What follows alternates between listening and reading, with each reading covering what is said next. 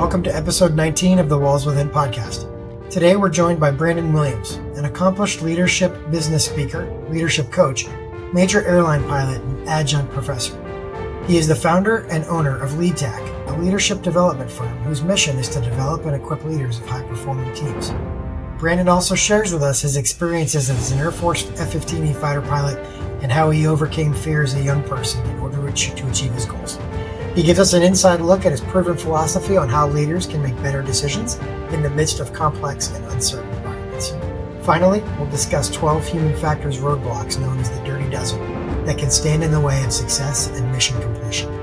Brandon graduated from the United States Air Force Academy and served a combined 20 years in the U.S. Air Force and Air Force Reserves. He's married with 2 children and currently lives in Atlanta, Georgia. Brandon, thanks so much for joining us.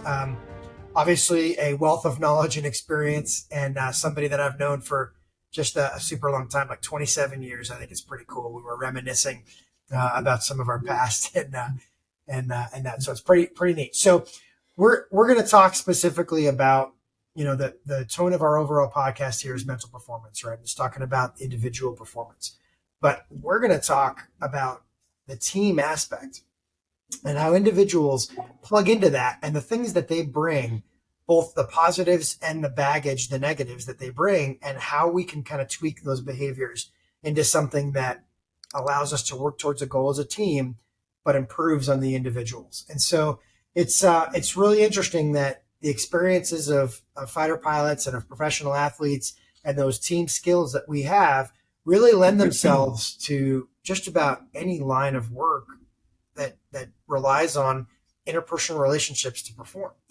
So one of the things that you talk about with LeadTac is it says you help business leaders understand the human factors of leadership.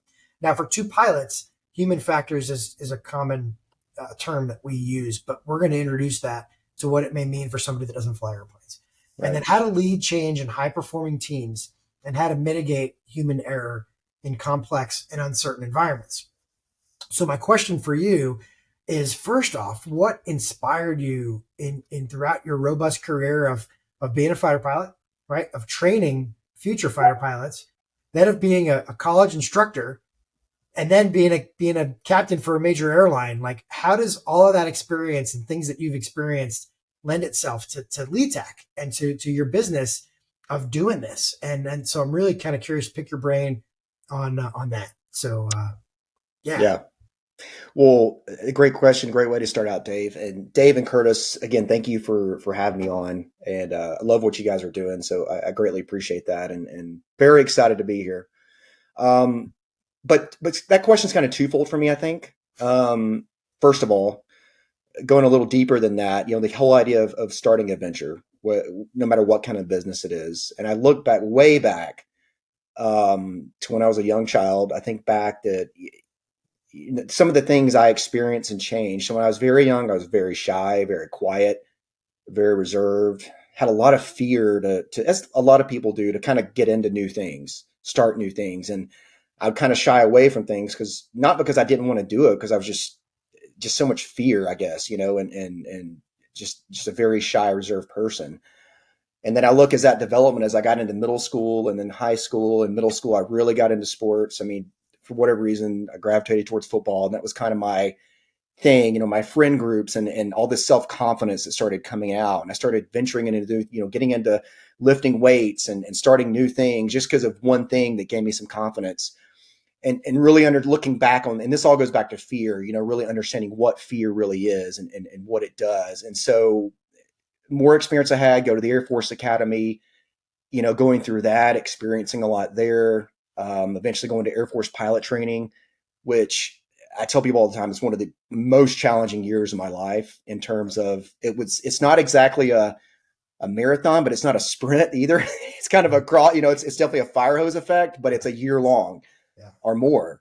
And there were times in that program, I mean, at the time that I remember thinking back, I don't know if I'm going to make it. I don't know if I'm going to do what I want to do. I don't know if I'm going to be able to fly fighters. I don't know. And that's what I wanted to do since I was a kid. And so you look back at all that and then go into a fighter squadron And as you know, the challenges there, the constant upgrades, it's constant trying to get better, the constant intense practice and training we do, and what to focus on. But I look back at all those challenges, and I look back at the, when I really think back, and look at all the, why was I so shy? Why did these obstacles? I mean, the person I was at 25 is different than I am 35, and different than I am now. And person I'll be at 45 is different than who I am now. But, coulda, woulda, shoulda. But you look back and you think about the fear that just stopped you from doing so many things. And when you the older I've gotten, the more I've talked about this, I really look at when you really start understanding what fear is, it's just a human emotion. I mean, it's just something, if you can really understand that, hey, Brandon, what you're feeling, it's natural. It's your body telling you you're about to doing something that you're not sure of, but it shouldn't stop you. It shouldn't. It typically the outcome, and it's a survival technique. It's designed. It's how we're designed. It's supposed to do that. That's why we survived for so long. But the problem is, in the very comfortable world we live in today, our fear doesn't understand that we're not getting chased by a, tiger, like, whatever, trying to survive. So I mean, it's a roadblock to many it things is. that people want to do. And the reason I tell you all that is because that was the first thing was got out of the Air Force, got a job with a major airline. Always wanted to start a business as well. That kind of started when I was in the Air Force. I kind of started thinking about this. Hey, I want to start a business. I want to start a business. So that was part of it. Always wanting to overcome that challenge. Can I do it? Can I do sales? Can I build content? Can I, go out and sell something and build something and make it my own and grow it and things like that. So that's the first thing.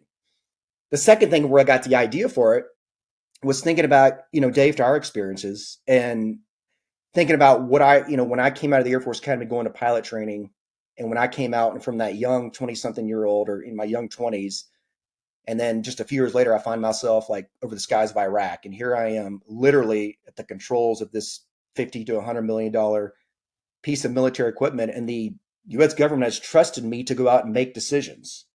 I mean, decisions that could literally cause strategic implications if I make the wrong or bad decisions, right?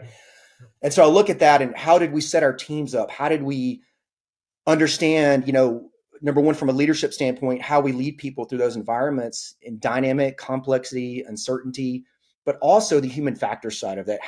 The human was never designed to jump in that airplane with these, 200 switches, dials, and displays, go faster than the speed of sound, keep track of other teammates or wingmen while you're also trying to figure out, weather, terrain, the enemy, what things are moving, all so very fast. I mean, we're not designed to do all that at a very, very high level. So how we trained, how we set up organizations, how we did that, but it all goes back to, the more I study this, it all goes back to human factors.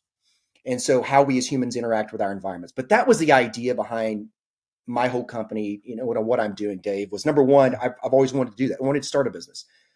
And then several years ago, I got into speaking and I discovered that I really loved it. I was good at it, or at least I think I was good at it. And it's just something and I'm like, this is what I want to do, in terms of also flying airplanes for major airlines. So I get to do that as well. But I feel myself very fortunate to be able to do something like that. But that's really what the idea behind it was, and how you really develop leaders who understand not just strategic leadership, but what I call tactical leadership, how we as humans are wired, how you understand how people interact in their environments, because that's really what it comes down to when you talk about leading people. So, It's interesting because the visual that I have is you taking kind of a plug out of your brain and trying to plug it into other people, because it is not intuitive right. what we did and do on a daily basis in the fighter world. It is not Right. It is not a natural thing. It is something that absolutely has to be trained. Nobody's ever going to say, "Oh, he was born a fighter pilot." Right. It's completely categorically false. Like, you have to become that through a program, through training. Right. So now you take all this experience, and thanks for sharing that with us. But so how do you take all those lessons, and you've built a curriculum? Like, you've got this curriculum of going, all right, here's the human factors. Here's the things that we did. And it's funny because if you asked me to do what you have done and write out and build a plan to teach somebody, I wouldn't even know where to start. I wouldn't even know where to start. And you've built a business around it, which is amazing. And if anybody goes to his website, some pretty high level companies in there. Like, this isn't just Bob's Discount Tire and down the street, Atlanta. We were talking about some pretty high end, big time companies. And so how did you start building that? And then really what is the overall gist of your curriculum? Like what specifically you're trying to do? Because I looked at your info sheet and I don't want to steal your thunder, but like how do you take those lessons that we learned and Curtis, I think the same exact thing for your experience, right? Because if you were to take the leadership lessons and the team lessons and the things that you learned throughout your pro career, you would be able to equally build a curriculum. But the idea of doing that, does that not sound really hard to Yeah, do? And like, overwhelming, and then that fear aspect comes in too, right? Uh, right. Really just tremendous. And I think as an athlete, I think this is where a lot of athletes run into that wall, right? Is they have this expertise and this knowledge, and then all of a sudden their career wraps up at a very early age. And what do you do with it? Well, the natural progression is just coaching. And I'm sure it's the same for fighter pilots. Well, let's just stay in the Air Force and Yeah. continue doing what we've been Yeah. doing for the past maybe 20 years. It's safe. Mhm. It's something we know how to do. But so go, yeah, go ahead. Sorry. No, it's a great lead into the question you had, because I think a lot of what you're talking about, Curtis, is, and I talk about this in my speaking, is one of the worst human errors, but one of the ones, it's a natural state for us as humans, unfortunately, is complacency. Yeah. We like habit. We like to be comfortable. I mean, again, it's the way we're wired. Unfortunately, that doesn't always make you better in the world we live in. Maybe it's good for survival and just to get by. Yeah. But to your point, Curtis, we whether it's a professional athlete or a fighter pilot or business person or whatever, a lot of times you hear people say, "Hey, we just plateau." Well, a lot of times we choose to plateau, whether we know it or not. And that idea in building that, and this goes into your question, Dave. But you said, "How do you start that? How do you do that?" Well, it's a lot of times what I talk about is where's your focus. I mean, if you think about Dave, you just said you're like, well, I could never do that. I could never write all this out. Well, that's because you're thinking about everything you have to do, right? And it's something we don't do well when you understand the human mind and how we think. We don't do well when we think about the 15 to 20 things we have to do, right? Um, Curtis, I'm sure if you think about a whole hockey season, all these teams you would have to play, and all the everything, the travel schedule and everything, you're like, oh my gosh, dude, how am I going to get through this? But what do? You take it what, one game at a time, one practice at a time, one drill at a time, whatever. And same thing. That's how we did it, in the Air Force, Dave. How we, from day one of pilot training, we don't go out and say, okay, go out and fly tactical formation. One ride at a It's time. basics, man. How do you The start the next grade airplane? sheet. Let's get through the Yeah. ground Yeah. ops, So, One grade but sheet at a thing, time. same thing, man. I Yeah. mean, it's I got to build a network. Who's going to be my target audience? Who do I know already that can help me get going here? Kind of getting that momentum going.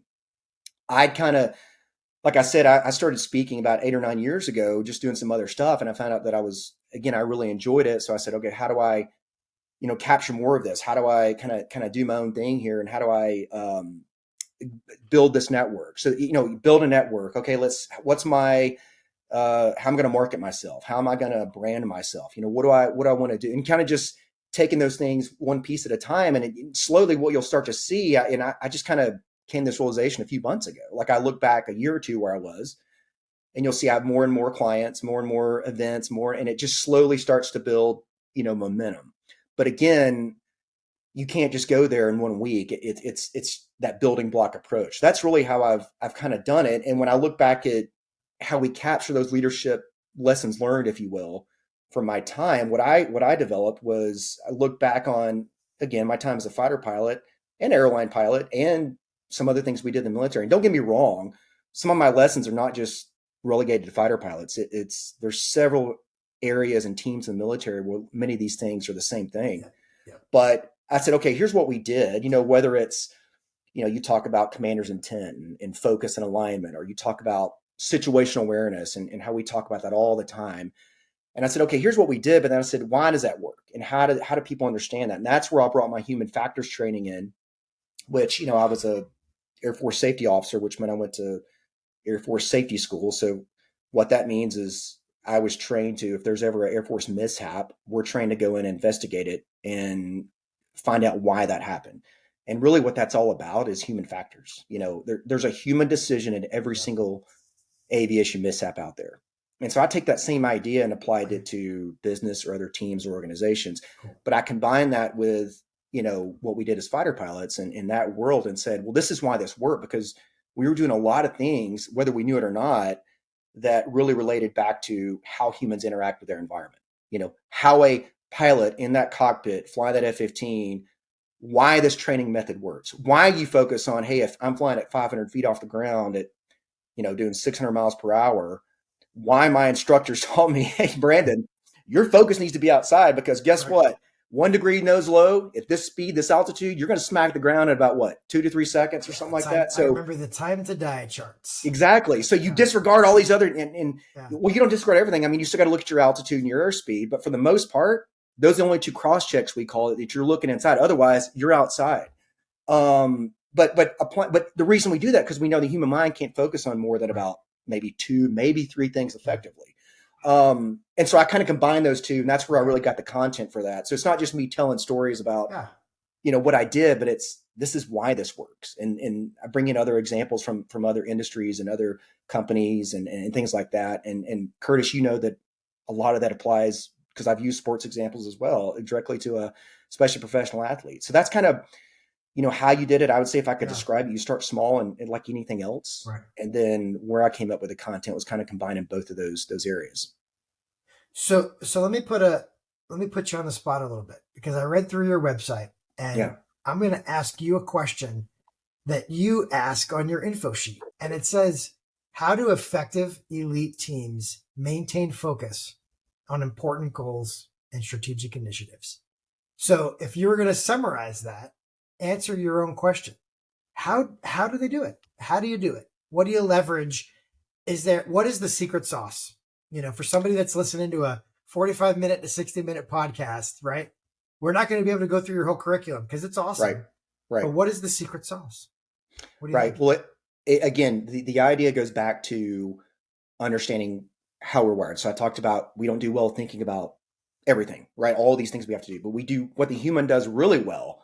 While we've built so many things over, the time of humans on this earth, and developed so many things and technology, while we've evolved and how we can do things. So when we focus on something, we're very good at that. That's how we're designed to do, right? Go out and find food and bring it home and cook. We're very good at the things we have to do right at that moment. So we as leaders have to understand that as well. And so, Dave, from the military standpoint, commander's intent, what was the idea behind that? Well, yes, it's a very clear, defined in-state picture, right? So it's not how you want to do something, but this is what I need done. This is what the end state looks like, go and do that. And despite what people may understand about the military and elite military teams, we're highly autonomous, actually, especially in the world we came from. I mean, we had to be separated hundreds of miles from any type of leadership authority. You've got young 20-somethings running a formation and making decisions because you have to. But in order to do that, you have to have a very clear end state. But more importantly than that, is part of commander's intent is that intense focus. And that intense focus, what you have to do as a leader, when I talk to these business leaders or leaders of organizations, they always say, well, like, what are your goals, for this year, this quarter? And it's, we get in a list like, 10 or 15 things. I say, okay, that's good. But what is your focus? What 2 to 3 do you really want to prioritize and focus on? And like, well, we got to do all these. I'm like, I get that. But how well do you focus on 10 to 15 things at once? You can't. Yeah. So driving an intense focus and alignment, you really have to narrow that down for your people. Now that's at a strategic level, but I say that can go at any level, way more tactical. I mean, think if you're a sales leader of a just, 5 to 7 person sales team, and you have a monthly goal for them or some monthly focus for them. You've got to focus that down for them. And even at an individual level, Dave, I mean, we can do that. We can, again, I keep using the sales example because it's a really good one, because say you got to do, in one day you're going to make 20 calls, and you're like, okay, well, I've got to have at least, I don't know, I'm just throwing a number here, 2 warm leads after these 20 calls. The point is you're focusing down on that very intense thing versus thinking, okay, I've got to do all these calls. I've got to get all this information. I've got to do this. I got to do that. You've got that intense focus. So it goes down to defining that very clear end state, but making sure that end state is very focused in its nature, and not asking your people to do 5, or asking yourself to do 5 to 10 different things in a day, a quarter, a month, or a year. So that's really what it comes down to is how do you really, make that intense focus and alignment. And I'll give you a quick example if you want from a military Absolutely. standpoint. Yeah. I always use D-Day as I think a great example of commander's intent and focus. So if you know anything about D-Day in terms of, the actual execution, Yeah. the weather was not great, but they said, we're going to go. We have to go now. And the initial execution of it in terms of the paratroopers behind enemy lines, the gliders, it would have been if you're looking at it from a big picture standpoint, you're like, oh my gosh, it's going to be a failure. It's going to be a disaster. I mean, there were units separated miles away, gliders crashing, gliders not landing they're supposed to. I mean, but what happened? In trees. In trees. I mean, just chaos, fog of war 100%. Yeah. But what you saw is individual soldiers, getting together, like people that had never even met each other, getting together, small teams banding together, and they start making their own objectives. But they only did that. They could do that because their commander's intent was very clear and focused, which was, hey, capture key lines of communication, cut off roads. That's what we're trying to do. And that's what they did. Hey, let's start moving. Move this way. That's what we're going to do. We're going to cut off these roads, do this, cut off lines of communication. And obviously the rest is history. But I use it as an example because I think that's just a great way to kind of, show that, yes, it's a clear defined end state, but it's also a very intense focus. It demonstrates the autonomy that commanders, or more broadly applied leaders, can give their people to say, look, this is the overall objective, but here I'm going to empower you to do these subcategory things to contribute to that overall objective. And so figure out a creative way to make that happen. And I think it's no different with elite teams. It's no different with a teammate on a professional sports team that's got their eye on the prize of winning a championship, but now they individually have to apply what they can do to make that happen. And Curtis, you've talked robustly on multiple podcasts about your experience and how your role on the team kind of changed and morphed from when you were a rookie to you're finishing up.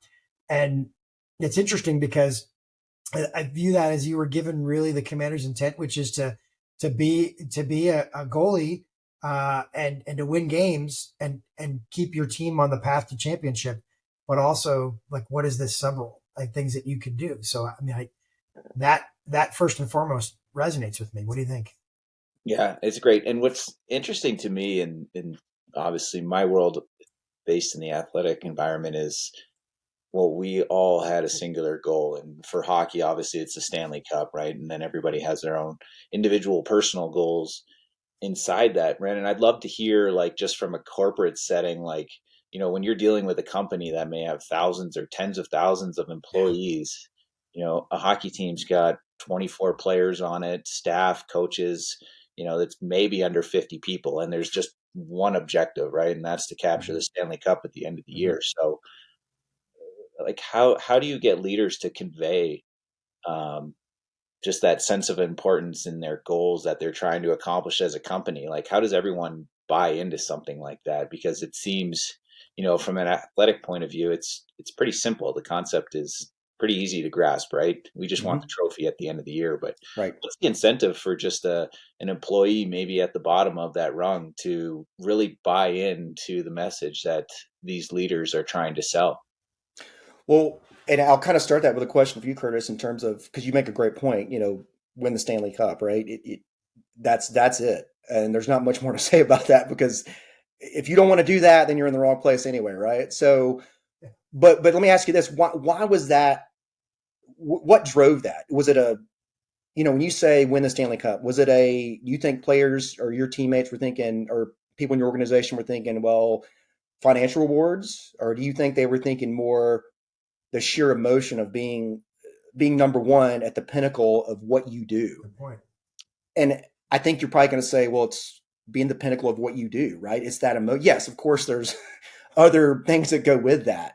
Sure. And then you have your own individual goals of if you want to, when you're talking professional athletes, get a better contract, all that kind of stuff. I get that. And there's nothing wrong with that. But really, at the end of the day, the biggest driver, the biggest emotion is being able to hold, having your day with a cup, or, having that idea, seeing yourself one day, your team surrounded by it, you're on the ice, or you're, after you just won and you're all celebrating and everybody's going crazy, and you've got that, you've achieved that level pinnacle essentially of what you do. And so I think that's the driver. And the same thing in business, how do you get people to buy in? And I think we've discovered over the years, yes, there are some things that financial rewards can do. Absolutely. But at the end of the day, what really drives humans, what really connects us with that is that emotional win, and how you do that as leader is what's the why behind what we're doing? Why do we want to do this? And like, for example, I just worked with a big biotech company and they were doing a lot of great things, but a lot of times they get just bogged down into the numbers and the goals. And I'm like, look at what you're doing. I mean, you're literally extending life or giving life, helping people live a better, look at the why behind what you're doing. So when you're crunching, getting frustrated and it's just not working out, remember in addition to your financial gains, look at what you're actually doing, what this organization is doing. I mean, if you do your part, they do their part, we all do our part. Well, look at how you're making the world a better place. I mean, it sounds a little cliche, but it's so true. And having that human connection behind why and what you're doing, that brings back that, when you talk about the worlds we work in now, we don't really think of it as your work group or your team. Maybe the organization we're a little bit better at it, but like in the business world and other organizations, that kind of tribal mentality of we're all in this together and we're doing a lot here, that's kind of hard to relay sometimes. So the more you can do that, which I think is again, really conveying that why behind what you do. And that's how a lot of great leaders make their mark. I mean, anybody can set strategy, sometimes we pick the wrong strategy, but the ones that are really well are the ones that can really convey that and say, look, here's what the end looks like. Look, think of, salespeople, what do they you don't just, you're going to go buy say you're going to put up a picture, right? And you need a hammer and a nail. Well, when you get different stores you can go to buy a hammer and a nail, right? But if you have a store that can tell you, well, I'm not just selling you a hammer and a nail, I'm selling you the experience of, look how well this is going to hang that picture in your room. This is going to hold any picture you want to do, but one day you're going to see your family up there. It's going to make you feel better. You're going to remember all these things. Look, I'm not even telling you the benefits of that hammer and nail. I'm selling you that experience, right? Same thing. You're selling people the why behind what they're doing, that emotion of, what they're going to feel like when they do. Again, Stanley Cup, that's pretty given, right? But you've got to be able to convey that as leaders and really express that. So I feel like the inspiration behind communicating commander's intent, right? The inspiration behind it takes, for the individual leader, for those of you listening that are in those roles, whether you're leading your family or leading people at your job, you've got to be in touch yourself. Mm-hmm. And if you're not inspired by what you're doing and you're not feeling that sort of spirit about it, it's going to be impossible to put that on somebody else. And we've seen that. Three of us have seen the leaders that fake the inspiration, they fake the why, and they go up there and like, but you're like, I'm not convinced because I know that you don't really believe that. Well, Dave, through your actions or whatever, Think about, and so this is a full disclaimer as well. A lot of my stuff I talk about is clearly based on my experiences in the military. Yeah. Don't get me wrong. There are plenty of bad leadership examples that I experienced. Dave, I know you've experienced probably, we and may sometimes have experienced them together. Sometimes those are more powerful, than or in some ways very powerful because it shows you what you don't want to do. But to your point, how many times have you been in a meeting and a commander or whatever level walks up and starts telling you we got to do that. And you're like, dude, you don't even believe that. Like I can tell that you don't even been told to tell me that. Like it's Curtis, you've probably experienced that too, whether it's other teammates that, you're like, man, you're supposed to be a leader, but you're not even believing what you're saying or kind of what you're trying to encourage other people to do or coach it or whatever. But you're exactly right, man. You can see through that 100%. Interesting. So we started out, we talked about commander's intent. And so I asked you, what's the sauce? We got commander's intent. Are there any other things that we can rattle off and tick down that kind of are that secret sauce, if you will? Yeah, well, I won't go deep into the stuff because I know we don't have time, but you're right. Commander's intent is kind of that first part. And there's 3 other parts I talk about. Okay. Just very high level here, situational awareness, right? Yep. Which goes back to, awareness of our surroundings, awareness of my current state, but more importantly, how these variables are affecting me right now, what it's going to put me or where my future state is going to be based on these variables. Okay. So clearly flying an airplane, that is crucial, right? Where's my airplane right now? Where's it going to be, in the next few minutes or the next few miles? I mean, flying a major airliner, I can't wait till I'm right next to a thunderstorm to say, okay, I got to do something, right? So I'm building that situation awareness up, whether it's my radar, weather radar, talking to air traffic control, whatever, looking at my eyeballs, making a plan of which way we're going to go, the best course of action. So situation awareness of your surroundings, and that really goes into decision making, some other things. Decentralized execution, which again goes back to that highly autonomous teams, right? But when you talk about autonomy without some type of accountability is dangerous. So, but when I say accountability, like I said, that a lot of times when I hear accountability, I think of like that vice principal type of accountability, like, do this or else type idea, which it gets a negative connotation. That's not what I'm talking about. I'm talking about peer accountability. Because so many Harvard Business Review did a study and said, the highest performing teams, colleagues or peers own accountability. And Dave, you and I called it mutual support, in the world we come from. And we learned way early on, probably going back to World War I, that when we first started using airplanes in a military setting, that going out as a singleton in a high threat, complex, dynamic environment is extremely dangerous and just not smart. And so that's evolved over the years, how we do that. But that idea of mutual support, and it's not just the idea, it's twofold. You're supporting each other because not only are you worried about your own accomplishments and your own, what you're going to do, but you're also focused on, the betterment of the team. More importantly, I'm worried about here you're going to do, Dave. And the only way you can do that is really through, again, that tribal mentality is knowing each other, that human connection. Curtis, I know from a sports standpoint, and Dave from us, I think we did that extremely well in the worlds we came from. It was just kind of naturally embedded. The people you work with, the people you play with, you got to know people, and that was just so powerful. And so that's something I try to relay as well, is if you really want that pure accountability, that mutual support, that really autonomous organization, you've got to have that built-in, camaraderie to drive that. And then finally, the fourth piece is what I call just culture. And that's not something I coined. That comes actually from the aviation safety world. And it's an idea of a non-retributional environment. So anybody can speak up, no matter what your background is, what your role is, what your title is, how long you've been there. We can all go into a room, talk about what went right, what went wrong, but for the betterment of the organization. And it's not I know you guys have talked about debrief before on this podcast. I've heard it. And again, that comes from the fighter pilot world, obviously. And, we come from a world where you have uber type A personalities, not to mention a rigid rank structure where someone literally, controls your assignment and your life in many ways and what you're going to do after this. But we have the ability to go in a room and take that off and say, look, here's what we did wrong. Here's what we did right. Here's what we're going to do better next time. And it's not an investigation. It's not about assigning blame, but it's about, making the team better. But I say that because the only way you have to have that just culture first. You can't just go tomorrow and start going to a room. Let's talk about what we did right and wrong. It's not going to go well. You've got to have that underlying idea.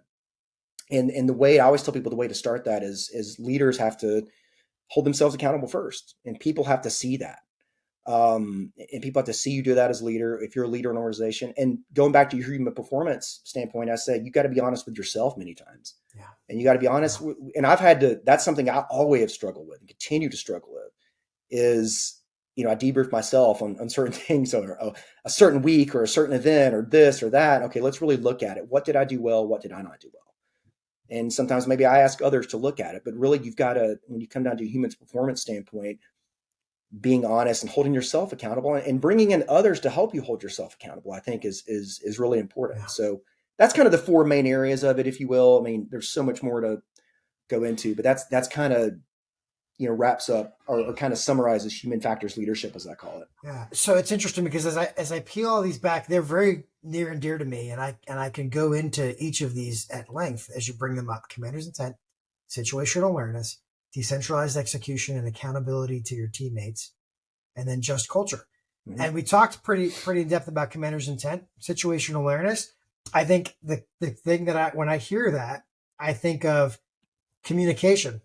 When you're talking about interpersonally, it's communicating. It's hearing the needs of somebody else to develop the sense of what the overall team needs. And if I'm listening to everybody else and hearing what they're saying, then I've got a pretty good sense of what my piece of that puzzle is. And I think that Right. that's situational awareness.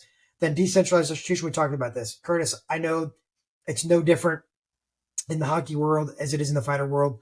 You go to parties at people's houses. Not only am I getting to know my teammates, but I'm getting to know my teammates' families and their kids.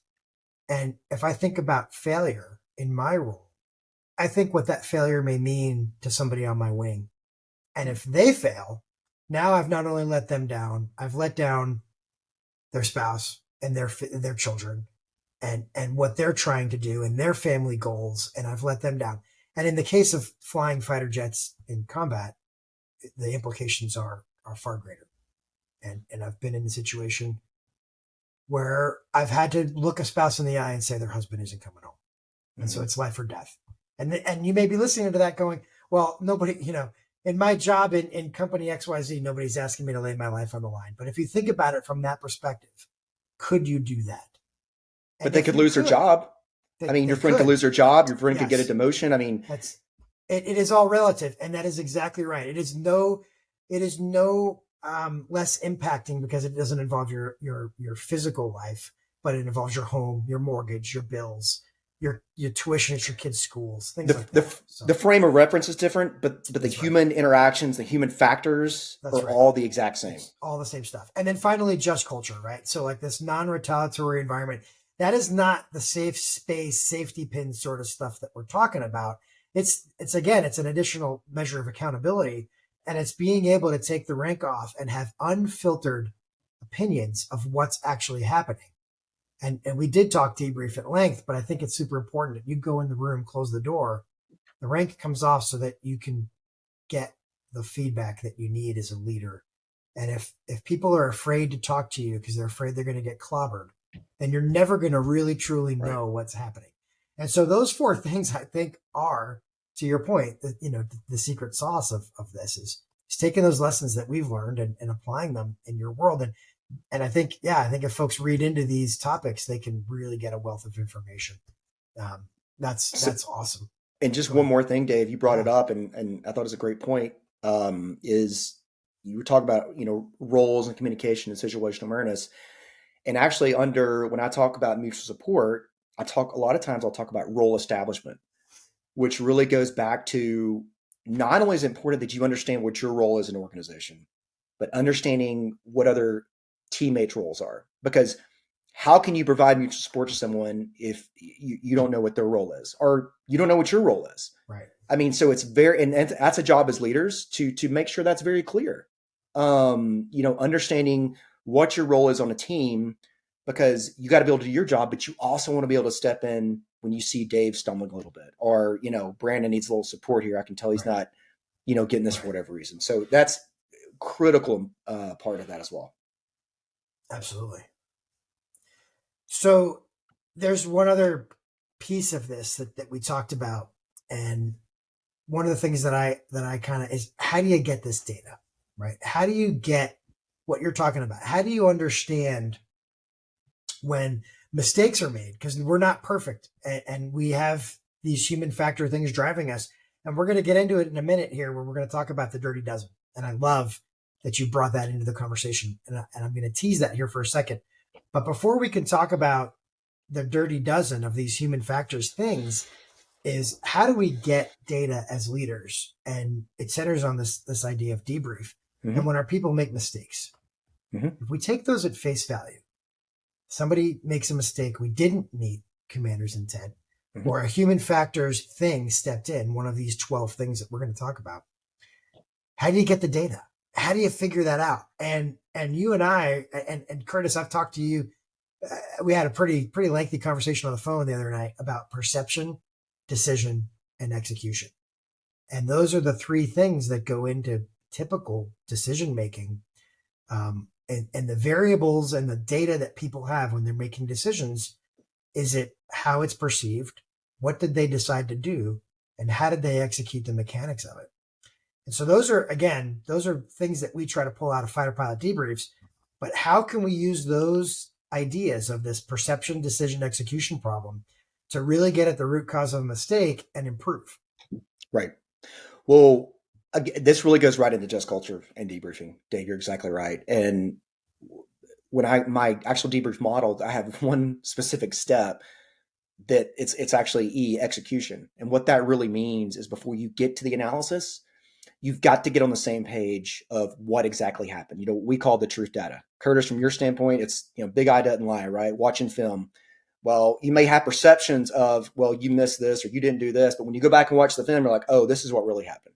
Mm-hmm. Because how many times organizations not like ours that don't do truth data, we start talking about, well, here's what happened. And you're like, you're like, and people are like, I don't think, and you're just kind of going off assumptions, and assumptions, as you know, will destroy you. And it's critical. Like, there's no common ground to agreeing what went wrong. Big eye don't lie, right? Yeah, like you can't get to if you can't even agree on what actually happened.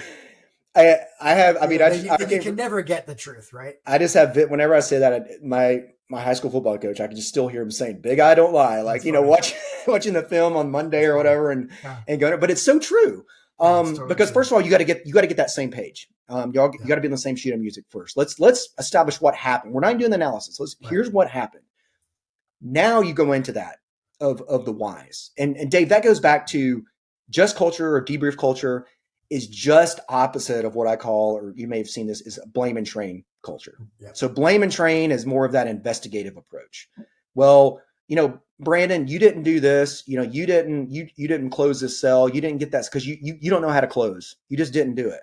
There may be some truth to that sometimes, but did Brandon go into that saying, I'm going to lose this cell today? No. Okay. Nope. In the worlds we come from, Curtis, professional athlete, Dave, you and I, nobody gets to our level and shows up to work and just says, I'm not going to do a good job. I'm not giving my 100% today. Now, we may have a lot of factors affecting us that prevents us from doing that, but no one shows up consciously typically saying that, right? And that's with most professional organizations, obviously. So you've got to go in with that understanding of that. Then you go to the analysis. And when I talk about analysis, yes, you talk about the how, what were the active errors that happened, whether someone from marketing didn't give me a piece of material I needed before I went to this client. Okay, that's the how. Now let's look at why that happened. And that's where you really get into those human errors you're talking about, those dirty dozen or whatever human error, whether it's fatigue or complacency or distractions or, lack of communication, all these that come into play. And we want to know that because when you look at this stuff, how you fix these things, it's a very systems-based thinking, right? I'm not trying to blame and train you. I need to train you up more. Well, maybe you do sometimes. There's some skill sets need refining, but a lot of times it's about fixing the system. What are the gaps in the system to make sure this doesn't happen again? Whether it's a procedure or how we coach or how we train or the drills we do or, whatever it is. And Dave, going back to perception, decision, execution, I was just thinking as you're saying that, I'm thinking with like my 9-year-old who plays Little League baseball right now. And let's say a kid is playing a shortstop, okay, and the ball's hit to right field and he doesn't go and cover second and the second baseman's going out to field the ball. Somebody runners at first gets to second. Okay. You may hear a coach just, why, you're not doing that. And I see this all the time. And I'm like, you'll go back and look at it and you're like, well, look, man, he's played shortstop maybe a handful of times in practice, maybe one time in a game. There's been 10 games since then. So number one, he hasn't experienced that. He doesn't have much. So you go back, first of all, you look at the execution. Okay. He didn't do it. Clearly he didn't execute correctly. Well, let's go talk to him. Why did he make the wrong decision? And as you start talking to him, you understand his perception was he didn't know he was supposed to go, cover second or do this or do that. And when you look back at it, it's because, well, honestly, we haven't really coached him up much in that. He hasn't really experienced that much. He hasn't really, that perception of what he was supposed to do was off. So it's no point even looking at the decision and execution. Let's go look at the perception. Okay, bud, here's what we need to talk about then. When this happens, here's what you want to do, and go through that. Now that's a very small, microcosm example, but I think it kind of relays that pretty well. And in terms of, perception, decision, execution, a lot of times in a professional setting, we say, well, we didn't do this or we missed that or we missed that. Well, okay, execution wise. Well, again, you probably didn't do that on purpose. Maybe there is a skill set. Maybe there's some sales techniques you need to do. Maybe, from a professional sports setting, there's some things we need to work on. But let's go back to the decision process. What was your awareness before you even made that decision? Right. And maybe you weren't aware of that. Maybe you didn't do the right film study. Maybe we didn't focus on the right things. Maybe this team presented us some things we weren't expecting, or things like that. So I think that's important when you really do that analysis, again, of no one shows up just wanting to do a bad job. Okay. You've got to go in with that kind of thought process, and you got to do that with yourself as well. I mean, when you're analyzing with yourself and say, look, I didn't show up. I didn't try to fail at this, obviously. So let's look back. Did I even set myself up right? Did I study the right stuff? Did I do the right things leading up before I even made that decision? One of the critical things you said is analyzing whether or not it was a perception decision problem, and asking questions. And you didn't outright say it, but you really implied it. I'll outright say it. The only way you're creating that environment where you can get that data is to, one, ask open-ended questions. Mm-hmm. You can't ask yes or no questions. And you Right. have to create a culture where people feel like they can answer truthfully to Right. allow you as the leader to get the data without getting clobbered. Right. And if you haven't established that just culture, people will be guarded. They will lie to you. They will not tell you the truth because they feel like if they're under the microscope and the truth comes out, that their job is at risk, or their role on the team is at risk. And I'll ask you, Dave, you and Curtis as both is, I mean, how many times, think back in your times, your careers. I mean, how many times have you worked for a leader, and I'll use leader in a very broad sense, but Yeah. worked for someone or played for someone or whatever, that they weren't honest with themselves. They didn't hold themselves accountable, or worse, they would blame others for some of their missteps, or maybe even worse than that, potentially, burn you or burn a peer, someone under them, to kind of cover something they did. I mean, and it's extremely demoralizing. And you've seen that'll just shut people down. I mean, again, human factors. What happens when we feel threatened? Fight or flight, right? And most people in a professional setting are not going to fight, so they're going to just what? Shut down. They're just going to avoid conflict. Yeah. I mean, most people want to just avoid conflict, especially in a professional setting. So you're exactly right. I mean, if you don't have leaders that set that tone, hold it, and again, I harp on this because it's so important, that really show that they hold themselves accountable. I mean, you can forget, getting any truthful input. You can forget, other people holding themselves accountable. Now, then you've got really nothing, an organization making you better. Curtis, I know you've seen that in your career. I was just thinking of, we're all trying to protect our ego, and especially in the world of athletics and professional sports, and just the big personalities that are often put in positions. And I've seen the gambit of characters that I've gone through. Obviously, I was on a lot of teams throughout my career, so it's just interesting looking back at those personalities, and one, their ability to communicate, and two, their ability to receive any feedback. And it's a fascinating world. It's one where there needs to be ongoing training, and I think they need to kind of open the pool, at least in terms of hiring certain individuals, because hockey's just kind of recycle everyone. At least that's been the environment. I don't know how it is in a corporate setting, if it's the same way, if you're the CEO of one company and then you just transition to the other, even though you may not have been qualified for that position. So, but yeah, I got to imagine that finding good quality leaders is a incredibly challenging task. Well, and Curtis, I mean, leadership is, I always say this, the idea of leaders are born, I completely don't believe that. Now, I believe that we're all born with certain skill sets. Yes. Some of us have everybody has their own strength, right? And so I think some of us are born with a certain skill set. Like some of us are good speakers. Some of us are, we can communicate really well. We understand human emotion. We can connect people really well. Some of us are really good at helping people focus. Point is, we all have different skill sets that help us be better leaders, but none of us are born with every single skill set to make you a born leader. To your point, you say, leaders are hard to find, and you're exactly right. And I think that should be the goal of organizations, is how do we refine some of those skill sets? How do we look at it as, like, again, going back to a sports, golf, right? I mean, I'm not great at golf, but one of the things I like about it is it's so challenging, and it should be so simple. I mean, you're hitting a little white ball with a stick, essentially, when you really get down to the most simplest form. But if you've ever done that, way more complicated than that, right? I mean, your stance, how you hold the club, how far back you swing, you're thinking about keeping your lower body straight, your head down. I mean, just so many different things that you have to think about. And Nobody leadership was is the born a same. great golfer. Yeah, right. Now, some of us are born with Practice. some skill sets, right? Maybe some of us have better hand-eye coordination or whatever. But you're exactly right. None of us are born just to go out and, oh my gosh, he's a scratch golfer right away. Like, Right. It takes a lot of, even if you're really good at something. I mean, Curtis, professional athlete. I mean, think about it. Who becomes the best of the best athletes is, yes, there's clearly some natural ability there, but the ones that, can take that even to the next level.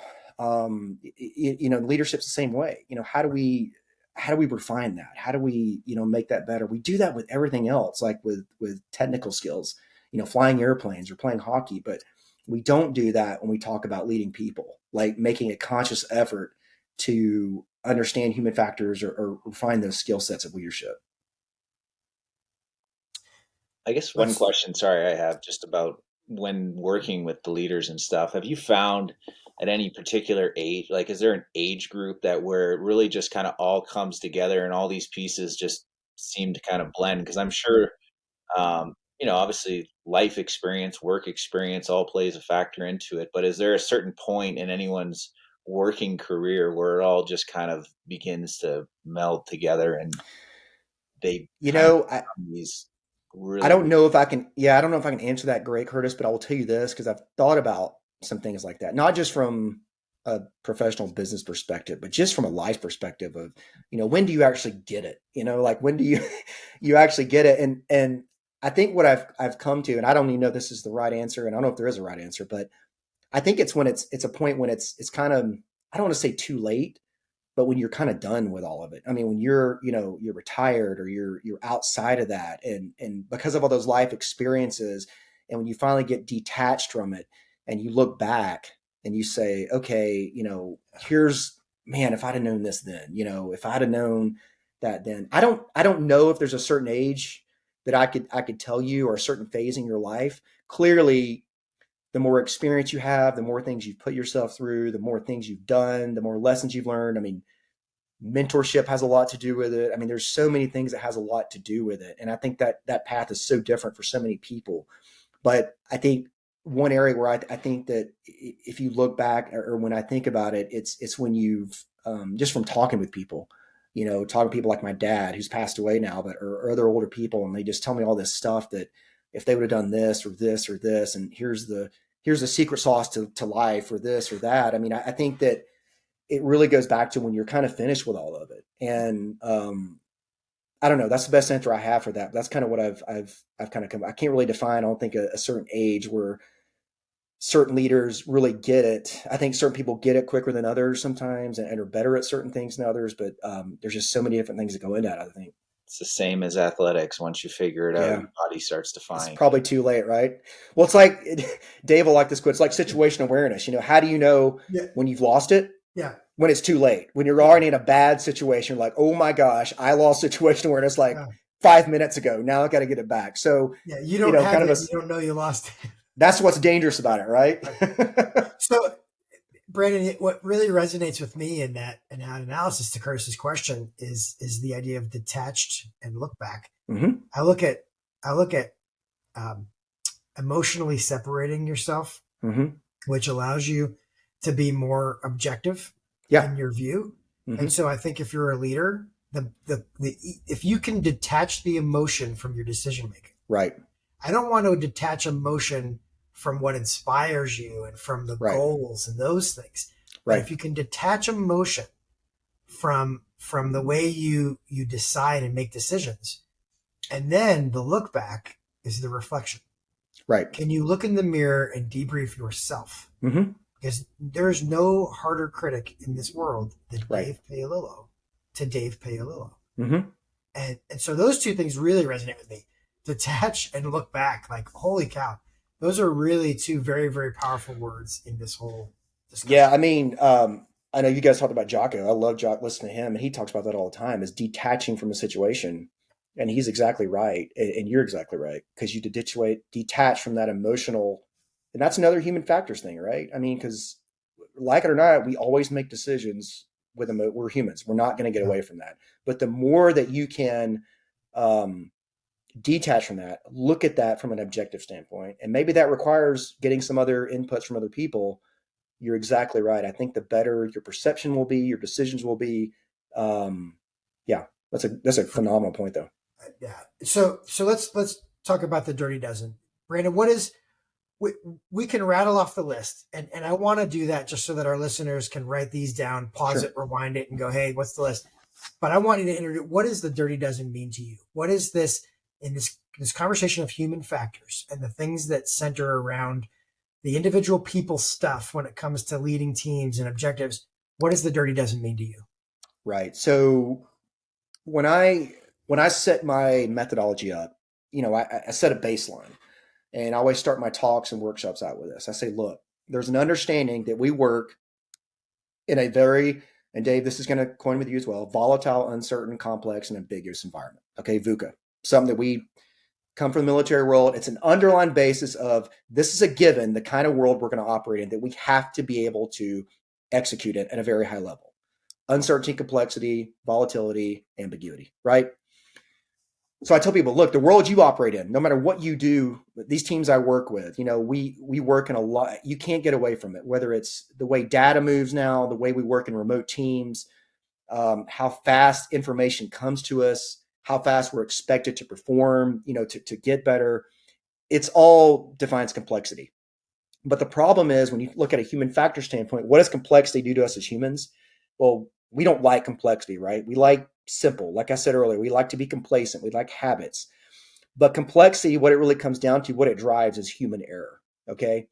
And so the whole idea of human factor leadership, actually, what I've developed is really how we as leaders help mitigate that human error of our people. Because you're never going to 100% eliminate human error. You will not. I mean, as long as humans are involved in anything, there's going to be human error. But we can definitely mitigate it, and we can definitely reduce it. And so this idea of the dirty dozen, what it really comes from is I think it comes from actually Canada's their aviation regulatory agency, the equivalent of their FAA, basically developed this several years ago, and it was actually for an aviation maintenance safety viewpoint in terms of aviation maintenance. So, the things you want to think about, where are the human errors, where are the gaps in the system? And it's what they came up, Dirty Dozen, 12 of the most common general human errors that they could come up with when in a system. And now, full disclaimer, this is not the end all be all. This is not this is not just this. These are the human errors. And it doesn't mean that these are all you have to worry about. But I do think it's great in terms of a general sense for, for people to think about. So I'll just read them real quick if you want, just so everybody Absolutely. can hear them. Yep. Lack of communication, complacency, lack of knowledge, distraction, lack of teamwork, fatigue, lack of resources, pressure, lack of assertiveness, stress, lack of awareness, and norms. So, I mean, we could talk all day about these and how this happens and gaps, but I do like to pull out, I think, what the most common ones are. And I think I've already talked a lot about complacency because I say that because I think that's our natural state we want to get back to. Whether we like it or not, subconsciously, we want to be complacent. We want to be comfortable. But the other one is fatigue, both mental and physical. And I think for leaders, it's critical, no matter what type of organization you're in, that you understand that people are going to show up with fatigue, whether that's mental or physical. And the key with that, though, is really, and this is the important thing of, again, camaraderie, getting to know your people, because you've got to know when people are not all there. Again, from a business standpoint, nobody's likely going to lose their life. But, in our world, Dave, that was very important. And Curtis, for you, I mean, whether it's a professional sports team or the world we came from, sometimes as a leader, you see someone showing up, hey, man, you've got bigger things you've got to take care of in your life right now, whether that's in the home or maybe something going on with you yourself. And if we're even in, Dave, we always trained very intensely, and every single sortie was so important. Yeah. But there were times I've experienced it when had a fellow squadron mate that we identified something like, man, you need to sit on the sidelines for a few days, Yeah, and that's fine. absolutely. We got it. Go fix that first. Right. Again, mental and physical fatigue. And I get it. We don't need to lose you right now. We need you. You're a critical part of this. But at the same point, if you don't get this fixed, then it's going to mean worse things for yourself and for the team too. So I think leaders understanding that and how to identify that and making a conscious effort of having that awareness. You talked about situational awareness of everybody else, and that's part of it, is having that awareness of your teams, of the people you're leading. What are the signs of that? And that really, the only way you do that is if you really know people. And it And gets things like back that. to communication and getting Yeah. that data. Yeah, for sure. Right. But those are just some of the common areas when I give some as a kind of a starting point for people to think about. When you look at, okay, their dirty dozen is a starting point to think about what are some of our human errors when we debrief this particular project or this task. When you really look at that why, okay, well, let's use this as kind of a guide to kind of start with. Maybe we didn't communicate well. Okay, let's look at that. Maybe we had a lack of knowledge of this client. Let's look at that. Things like that. So that's where I kind of use that. But I think it's a great starting point, no matter what you do, or even for yourself. Again, going back to human performance. I think people do this all the time anyway. I mean, they don't even realize they're doing it, but we make these kinds of decisions in our lives. And you and I call it risk management. We call it an operational risk management where we're making these decisions. For me, I look at fatigue when I have to go fly. And I go, look, today I can fly an airplane. I'm a 1. If I go into work and I'm too tired and I go, you know what, today I can't fly an airplane, I'm a 0. To me, I treat that as a go, no go. I can either fly or I can't. Does that mean I'm perfectly well rested and ready for anything when I say, yes, I can go fly? No, it doesn't. So then as I develop this analog scale of I'm either a yes or a no, there's no half in. I can't half fly, right? I'm either fully invested or I'm not. If I'm fully invested, then I'm going to go in and I'm going to own every repercussion that goes into whatever happens. And I'm going to own that because it's mine. Because I made the decision. Once I make that decision, though, I may be a 1 through 10 on a scale of where I need to mitigate risk. And so that 1 through 10 may be, you know what, today I'm a 10. Not only am I ready to go fly, but I'm firing on all cylinders. I'm well rested. I'm not clouded by any distractions. I am going to absolutely kick ass today. Right. Other days I may go, you know what, I'm like a 5 and I'm going to need some help. So I share that with my formation in an open environment. And I go, look, I'm a 5 today. I didn't get as much sleep as I would have liked. I'm still a 1 because I'm good to fly, but I'm still distracted. I've light distractions. Hey, we're flying into mountainous terrain today. There's going to be some factors there that are going to take away some of our attention. Oh, by the way, it's a grade sheet ride for me. So I'm being evaluated. Oh, crap. That adds a little bit of pressure, right? So my 1 to go fly is still there, but I'm not that 10. And so now, but when I communicate those things, now other people are aware of it. And we always say the first thing that goes in aviation is the communication, right? We say aviate, navigate, communicate. When communication drops off, what does that tell you about the person operating the airplane? Right. Okay. And they're pedaling, right? Even outside of an operational flying standpoint, I mean, from a just human interaction standpoint, if you really think about it, when you've worked around someone or lived around or just been around someone long enough, you start to pick up on those signs of, something's going on. You know, if you really think about it. I mean, again, sports example, go back to that world. Think about, Curtis, when someone is injured, and they want to, it does them no good or the team any good if they're not performing at the right level. It would be dumb to say, well, you need to go suck it up and you've got to do this. I mean, it's not good for them or the team, right? Right.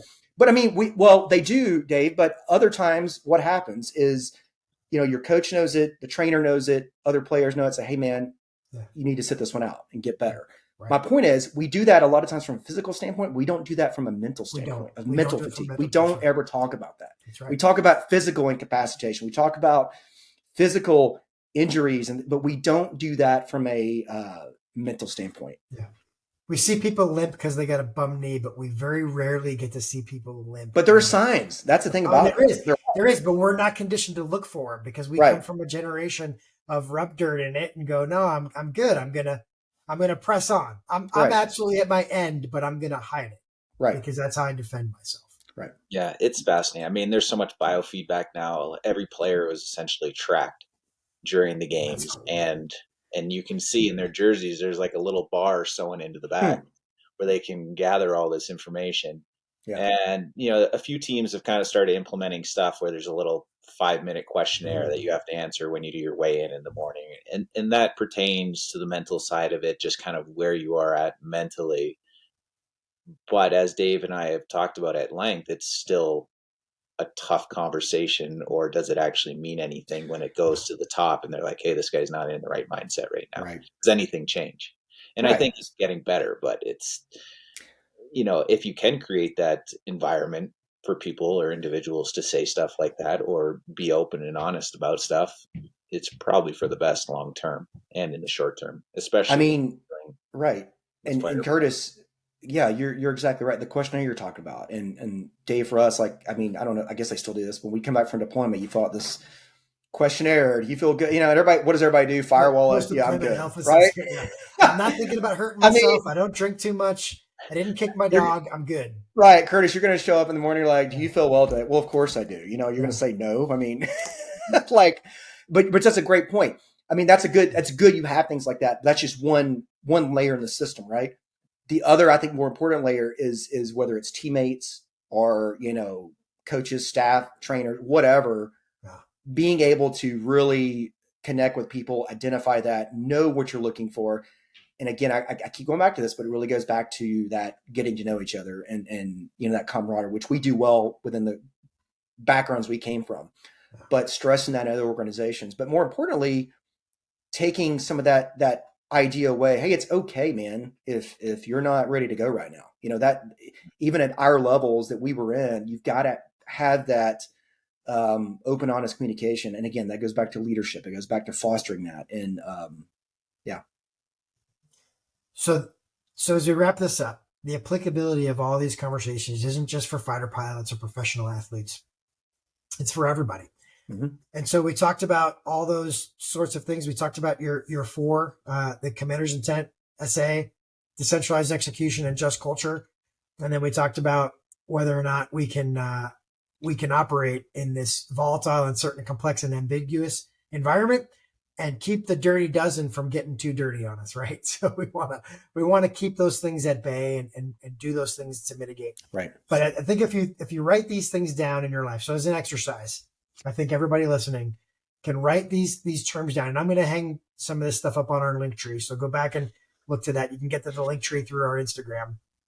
But as I hang these topics up there and you take a look at it, literally write down what all of these things are. And I think that's a great exercise in trying to get in touch with, as an individual, how all these things are impacting and affecting you.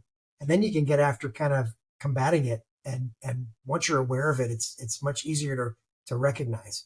Because I think the biggest thing is awareness of all of it. And I think that's probably what you tell corporate America and the companies that you work with is become aware of it, because then you can start to address it and get after it. And right with that, Dave, I'll even give you one more piece of info in that part of awareness of, what I call, when I talk about situational awareness, I talk about areas of vulnerability. And you can apply this definitely at an individual level or a team level. But there's kind of four areas, PEAR, that I use, kind of four categories. First is people. So in a team, who do I need to go reference? Who do I need to go talk to before I do this? Or who should I bring in on this task or this job or, whatever. And also people stands for, what are the human factors of you people, the human errors? E is environment. What type of environment am I going into or our team going into? What other different environmental considerations we have to think about? Day before we went flying, we never went out without checking the weather, right? At a very basic level. If we're going into combat, there's a lot of stuff we're preparing for, right? I mean, whether it's other resources we got to know about, other frequencies, other teammates out there, what the enemy's doing, all kind of different things. So what's your environment? From a business standpoint, I was talking about, what's the regulatory market environment like you're working in right now? A is actions. What does actions mean? Well, what's worked in the past and what has not worked in the past? This is really where lessons learned comes into. So after you do these debrief and whether it's with yourself or your teams, and you develop these lessons learned, you got to make sure when you go out before you execute again that you really think about that, bring that in. Okay, what's worked in the past and what hasn't? And then R is resources. And so it's both lack of resources and what resources can I bring to bear? before we go into this, what do we not have available to us? What player is going to be out here? What resource can we bring in on this? What do we need to think about? What training resources do we have? So it's just kind of a guide again, 4 areas that when I tell people, when you think about your areas of vulnerability, try to start to build that situational awareness. I always say in Top Gun, you see it's really cool movie, all this kind of stuff, but what you don't see is all the training and the mission planning and everything that goes into that before they're there. But those areas, just as a guide again of really some things to think about for yourself or your teams as you build that awareness that you're talking about, Dave, of those human errors and human factors. Awesome. Curtis, anything? No, that's a lot to chew on for me. It's personally. a lot. Obviously, I'm an athlete, so it's a very simplistic. I just had to stop a puck. That's it. That was you did tell us. You did tell us at the start, Brandon, stick to 2 or 3, and we went deep. No, this is so. I want to remind our listeners. So if anybody's listening that wants to look into this, you can find Brandon Williams via LeadTac.com. Okay, I think it's lead-tac. Is that right? Okay. Exactly, because LeadTac for some reason was already taken. I don't know why, but this is stuff that if I was in corporate America, asking you to come in to spend an hour with you is no cheap order. Okay, so you spend an hour with us, talking to us, giving us your insight, and it's huge. And this is a business. You charge money, and we're not charging our listeners. So thanks for the freebie. But no, this has been really, really awesome. Definitely a lot for people to chew on, do some additional research and homework. And then the really big thing is reach out to Curtis and I, and reach out to you. If people want to engage with you and want to bring you in, you're available to do that. And so, Dave, I always say that, like I said earlier, it's like, leadership books. I mean, there's hundreds, thousands probably of different, all of them, some of them are good, some of them aren't great, but none of them have the one answer to everything. And I said the same thing about me. I mean, I'm not saying this is, you should stop everything you do and start doing what I told you today. I think I always tell people, if you can just take certain bits and pieces, whether it's me or any other person that talks on, thought leadership or whatever, I think that's the key. And something else I do is I don't just go in and slap this standard keynote on an organization. It's all customized because some groups need different things to focus on or things they need to fix than others. And, but that's the biggest thing is, and I'm not trying to say this is the end all be all by any means, but it's, if you can just take certain pieces, I think, and certain things and think about it, in certain areas of your life or even, your organizations or your teams, I think that's the good way to think about it. Awesome. Well, thanks for joining us, Brandon. And hopefully for those of you listening, this helps you conquer some of those walls with it. The primary purpose of this podcast is to educate. It is intended for private, non-commercial use, and the views presented by your hosts or guests do not reflect on any agency, company, or organization that they work for.